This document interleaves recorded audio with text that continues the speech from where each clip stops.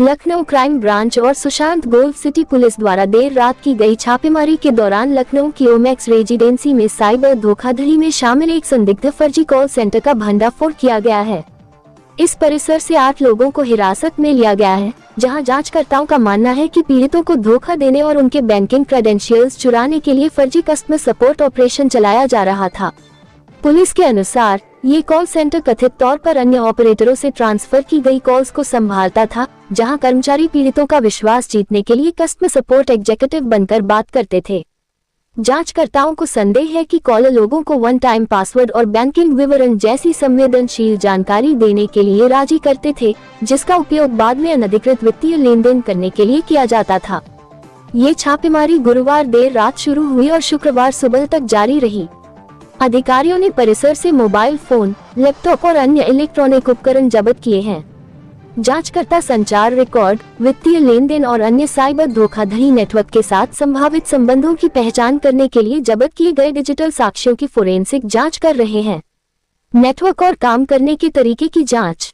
Police इस बात की भी जांच कर रही है कि क्या ये ऑपरेशन लखनऊ में हाल ही में पकड़े गए एक अन्य फर्जी कॉल सेंटर से जुड़ा हुआ है।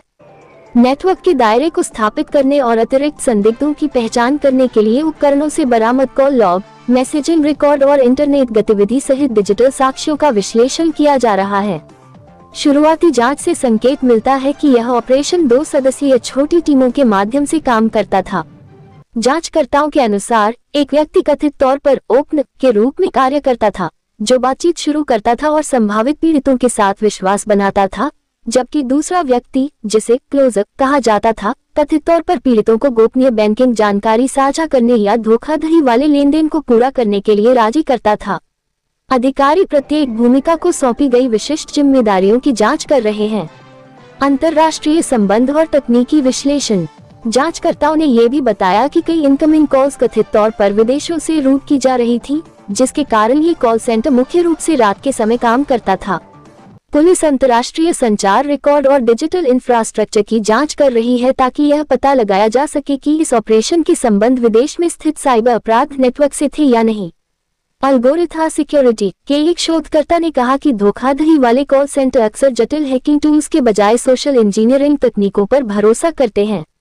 शोधकर्ता ने नोट किया कि जब्त किए गए लैपटॉप, मोबाइल उपकरणों, वीओआईपी सिस्टम, कॉल रिकॉर्ड और वित्तीय लेन देन के डिजिटल फोरेंसिक विश्लेषण से जांचकर्ताओं को नेटवर्क ऑपरेटरों, पैसों के लेन देन और ऐसे ऑपरेशनों से जुड़े अतिरिक्त पीड़ितों की पहचान करने में मदद मिल सकती है।